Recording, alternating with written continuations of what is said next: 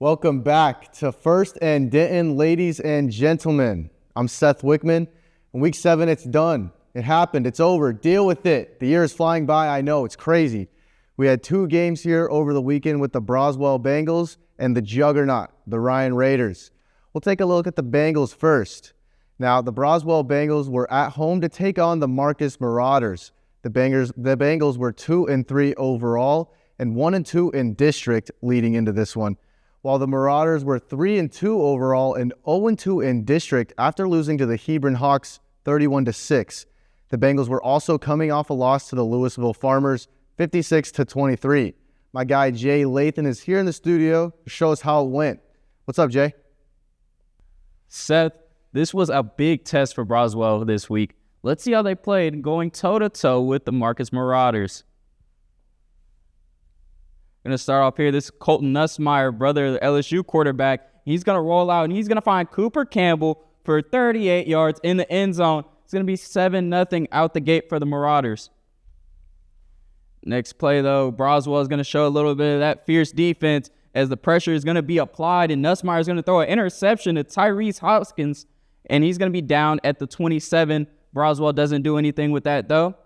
Moving on, they're now down 14. And it's going to be the quarterback, Braden Mansell, to Blake Butler, who's going to shrug off a defender, but Tua is going to take him down for the 20-yard gain, which sets up their main man, Moses Adalowo, who's going to slip by a defender, cut through him, and score. And now that makes it 14-7 Marcus.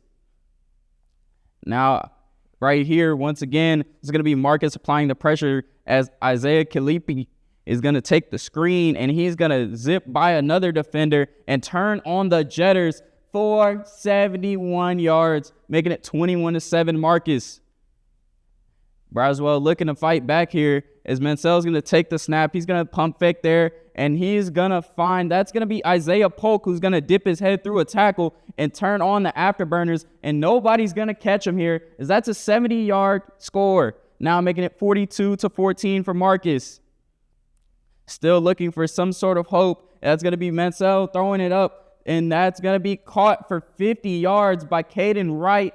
And they weren't done in trying to mount this comeback here, but this is going to be Cade McKnight for the Marcus Marauders, who's going to bulldoze his way through the defense, and that's going to put the Bengals to bed, as the final score is going to be 49-21 Marcus. Broswell is going to fall to 2-4 on the year. And this is now 1-2 in district play. What stood out for the Bengals, Seth? Yeah, Jay, disappointing loss for the Bengals. Braden Mansell ended up with 236 pass yards and 2 passing touchdowns, but unfortunately 2 interceptions. Moses Adalowo had 60 rush yards and 1 touchdown. And Caden Wright getting in on the action with 131 receiving yards and a receiving touchdown. Broswell, you could tell they're trying to throw the ball a little more. They switched the QB from Jeremiah Shipp to Braden Mansell. Not sure why they did that, but looks like it might work out better for them as they score more points through the air. We'll see what happens with that moving forward. All right, next we got the Ryan Raiders, who took on the Richland Royals. Man, I love when we get the opportunity to cover Ryan because I know that they're going to put on a show every time. The Raiders were 4-1 overall and 2-1 in district coming into this one, after losing to the Aledo Bearcats 42-27. The Royals were actually undefeated coming into this one after beating the Fossil Ridge Panthers 57-14. And I am sad to say Ryan Raiders were playing this one with a heavy heart after the passing of defensive coordinator Aaron De La Torre. Jay, now show us what happened to this one, man. Yeah, like you said, our condolences go out to the family and the Ryan Raiders as they're out here playing with a heavy heart. Let's see how they fared against the Richland Royals. It's going to start off with Quinn Hennigan finding Zoe Hill on the outside, who's going to shake a defender and get to the sideline. That's a great block there by Melendez, and he's got the speed that does not matter who you are because you're not catching him, and that's 61-yard touchdown, making it 7-0 for Ryan. Now we got Quinn Hennigan once again with a gunslinger, and he's going to find Braden Mussett for the 20-yard pass, which is going to set up a field goal here by Daniel Rodriguez from 16 yards out. It's good. Ryan's going to take a 10-0 lead in the first.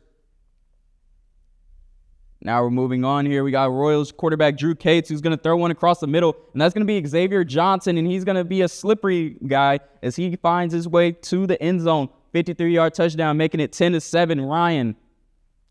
But once again, we got Zoe Hill, big-time playmaker, get the ball in his hands, stiff arms the defender, weaves his way to the outside, and he's going to go 30 yards up the sideline and takes a lick right there as he gets knocked out of bounds. But that's going to set up a field goal by the Ryan Raiders, making it 13-7. That's Drew Cates right there with the fake punt, who's going to throw up a prayer to number 14, Xavier Johnson, and that's a 32-yard gain, which will lead to a Richland field goal, and that makes it 13-10. But after a slew of penalties by both teams, that's going to be the Ryan Raiders who punch it in from one Nehemiah Warmate. And once again, looking to add on, this is going to be Hennigan who's going to throw it up. And that's going to be Melendez who's going to shrug off a defender and manhandle his way, but lets it go. It's a bobble here. And he fumbles it at the 1, and it's recovered by the Richland Royals.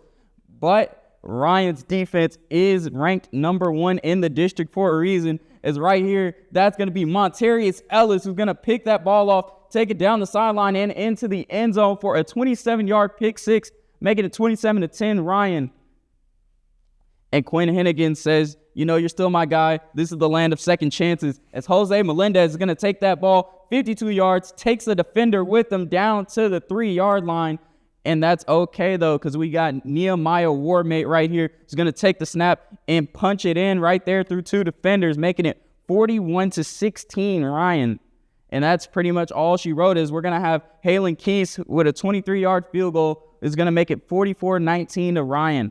And that's going to be your final score there. Seth, the Raiders rolled through the Royals. Seth, who stuffed the stat sheets tonight? Yeah, Jay, what a win for those Raiders, man. Some things didn't go right, and they still found a way to win. Quinn Hennigan in the night with 293 pass yards and 1 passing touchdown. And Nehemiah Warmate, man, 3 touchdowns with 160 rush yards. Jose Melendez, the big tight end, for 3 catches for 120 yards. He had a little redemption story in there. Zoe Hill was injured in the 3rd quarter, carted off the field.